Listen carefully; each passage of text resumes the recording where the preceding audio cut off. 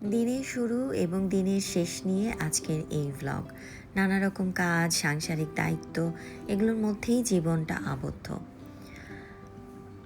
আমরা হোমমেকাররা কিন্তু কোথাও চাকরি করি না যে সকালবেলায় ঠিক এই টাইমে যেতে হবে, বিকেলে ঠিক এই টাইমে ছুটি হবে, এইটা লাঞ্চ টাইম, এটা টি ব্রেক, এসব কিন্তু আমাদের জীবনে নেই।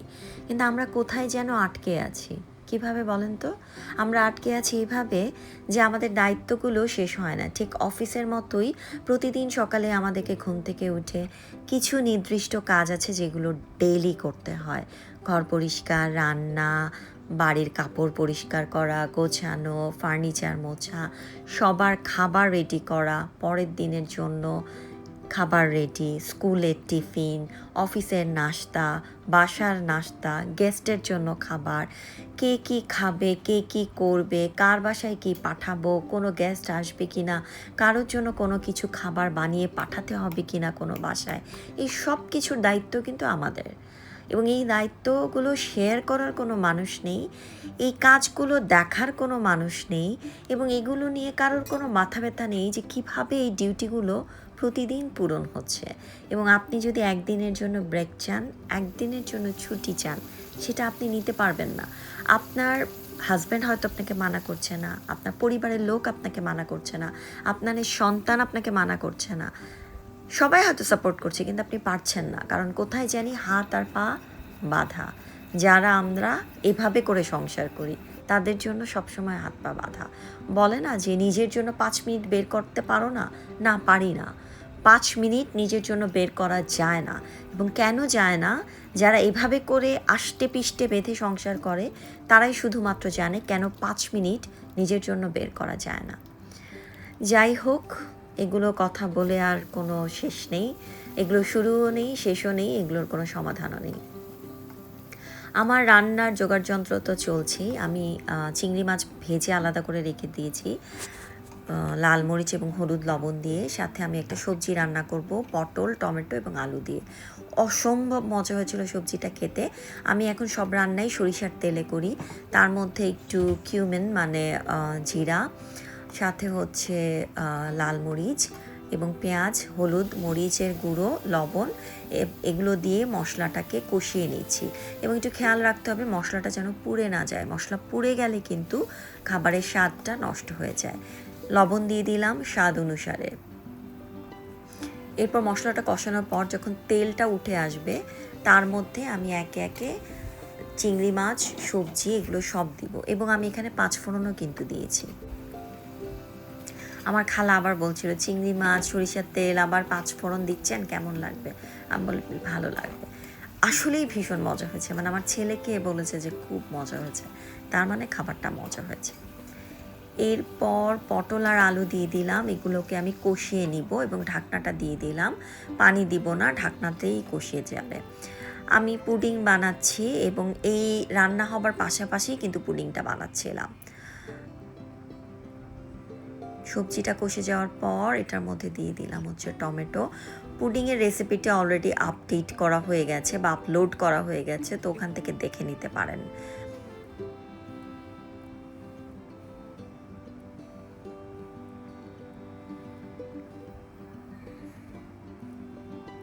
সবজিটা ভাপে বা ধিমি আঁচেই আসলে রান্না করব।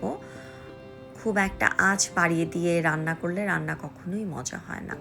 পুডিংটা বসিয়ে দিলাম। পুডিংটা বসিয়েছি হচ্ছে ইন্ডাকশন চুলাতে, কারণ গ্যাস খুবই কম। একটা নোড়া দিয়ে বসিয়ে দিলাম, কারণ এটা তো নড়তে থাকবে না হলে।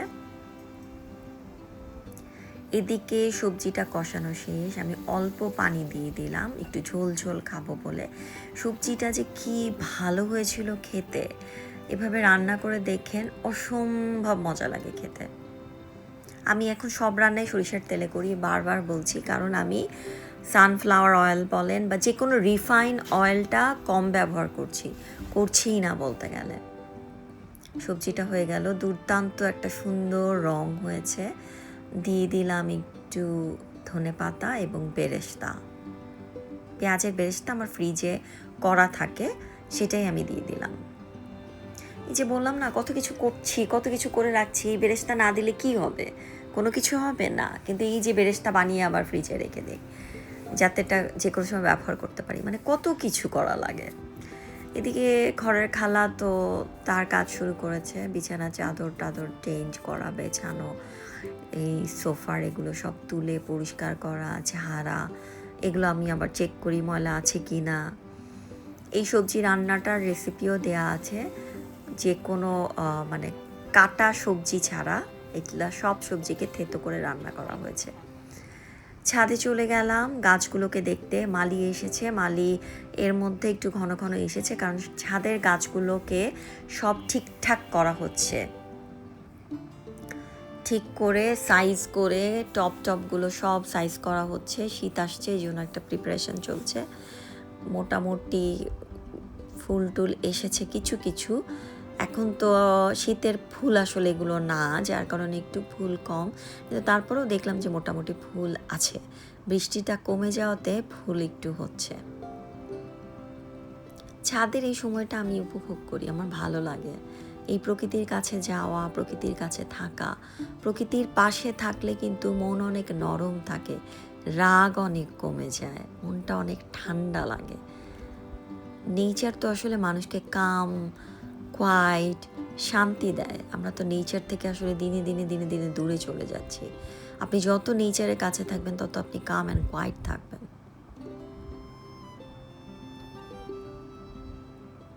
এই ফুলগুলোই কিন্তু মাঝে মাঝে উড়ে যেয়ে বারান্দায় পড়ে, এত ভালো লাগে।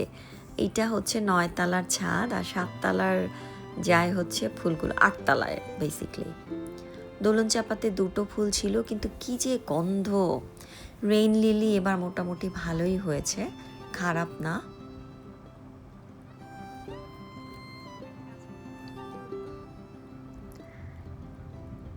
প্রায় 3:30টার পরে বের হলাম ছেলেকে আনতে। ও যেহেতু অলিম্পিয়াডে ম্যাথ আর ইংলিশ করছে, সেই কারণে ওর অনেক দেরি হয় এখন। পুরো স্কুল খালি, তখন একটু টেনশন হয় যে আসলে ছেলেটা কোথায়, ছেলেটা কোথায়।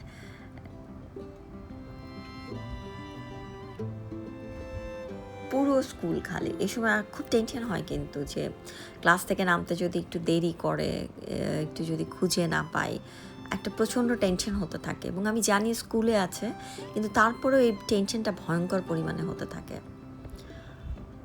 ছেলেকে নিয়ে বাসায় ফিরে আসছি, আমার আবার যোগা ক্লাস আছে, এবং আজকে আমি ভাতটাও খাইনি, ভাতটা আমি লেট করে খাবো আসলে এখন। যে এত তাড়াহুড়া করে ভাত খেয়ে যোগা করাটা ঠিক না, কিন্তু আমি আসলে আজকে সময় করে উঠতে পারিনি ভাতটা খাওয়ার। এদিকে সূর্য প্রায় ডুবি ডুবি করছে, পাশের বাসায় দেখলাম কাপড় মেলছে, কাপড় তুলছে, এবার নিজেরাও আবার একটু টুকটুক করে গল্প করছে। এগুলো দৃশ্য দেখতে ভালোই লাগে। আমার ছেলেকে স্কুল থেকে এসে ভাত খাওয়াতে বসিয়ে দিয়েছি গোসল করার আগেই, যাতে কোনো রকম ঝামেলা ছাড়া আগে ভাতটা খেয়ে নেয়, তারপরে গোসলটা করুক। এদিকে ক্লাসে যাওয়ার সময় দেখলাম যে রাস্তার পাড়ে ভ্যানের মধ্যে দেশি মালটা বিক্রি করছে। তা আম্মা যেহেতু অসুস্থ, তাকে একটু দেশি মালটা পাঠিয়েছিলাম, তার খেতে খুব ভালো লেগেছিল। তো সে আমাকে আজকে আবার ফোন করে বললো যে এটা কোথা থেকে কিনেছো, এটা কি বিদেশি নাকি, কোথায় পাবো। তো যেহেতু ভ্যানে দেখলাম, সাথে সাথে নেমে আবার আমি কিনে ফেললাম। যে যোগা থেকে ফেরার সময় আজকে যেহেতু আমার আম্মার ডাক্তারের কাছে যেতে হবে, আমার আম্মার দুজনেরই রিপোর্ট নিয়ে, তো তখন তাকে এগুলো আসলে দিয়ে দিব মালটাগুলো।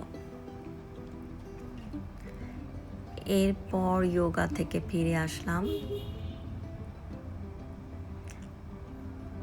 ফিরে এসে বারান্দায় যেয়ে দেখি যে একটা চাঁদ উঠেছে, কদিন পরেই পূর্ণিমা হবে। তো এর মধ্যে একটু মনে মনে হিসাব করে নিচ্ছিলাম কি কি কাজ আছে, কি কি কাজ গুছিয়ে আমার আম্মাকে নিয়ে রাতে আবার ডাক্তারের কাছে যেতে হবে। তো পুডিংটা এর মধ্যে ঢেলে ফেললাম, আমার ছেলের পুডিং খুবই পছন্দ।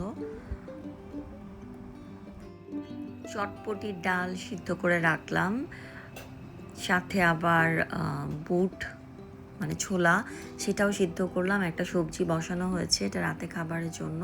এগুলো সব সিদ্ধ করে ফ্রিজে তুলে রাখবো, যখন দরকার হবে আমি বের করে চটপটি বা ছোলা বানিয়ে ফেলবো।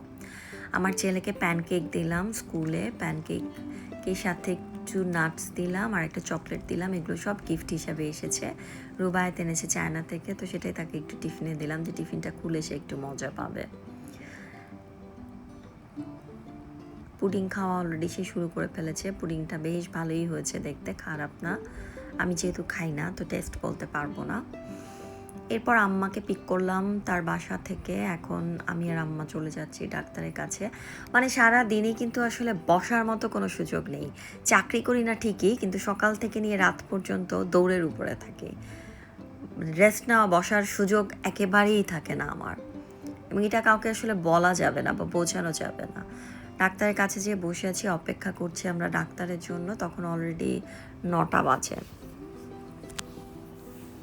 কোনো দাওয়াত থাকলে এর মধ্যে যে আমি কত কষ্ট করে সময় ম্যানেজ করে নিজেকে রেডি করে বের হই, এটা আসলে কাউকে বলে বোঝাতে পারবো না। আজকে আমাদের রিপোর্ট দেখানোর পালা, মানে একটু দোয়া পড়ছি মনে মনে যেন রিপোর্টগুলো ভালো আসে। রিপোর্ট দেখালাম, আমার ফুড হ্যাবিটটা মোটামুটি চেঞ্জ করে দিয়েছে, তো তার জন্য আবার বাজারে গেলাম, কারণ কাঁচা কলা, লাউ এগুলো সব লাগবে, সেগুলো আবার আমি এরকম বাজারে যেয়ে মানে আম্মাকে ড্রপ করার সময় কিনে দিলাম, কারণ সকালে আবার তাকে এগুলোকে কিনে দিবে।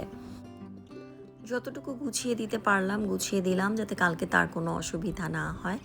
এরপর তাকে বাসায় ড্রপ করলাম, তখন অলরেডি 10টা বেজে গেছে। এখন আমার বাসায় ফেরার পালা। আমার নিজের আরও কিছু টেস্ট দিয়েছে, যে টেস্টগুলো আমাকে করে আবার রিপোর্টগুলো নিয়ে যেতে হবে। সো আম্মার ট্রিটমেন্ট মোটামুটি শেষ, আমারটা এখনও শেষ হয়নি। বাসায় ফিরে আসলাম। আজকে মালি বাসার নিচের জন্য বেশ কিছু গাছ আবার রেডি করেছে, তো এই গাছগুলো এখানে রাখলাম। আরও কিছু গাছ ঝুলন্ত মানি প্ল্যান্ট দিব, সেগুলো আবার রেডি করতে হবে।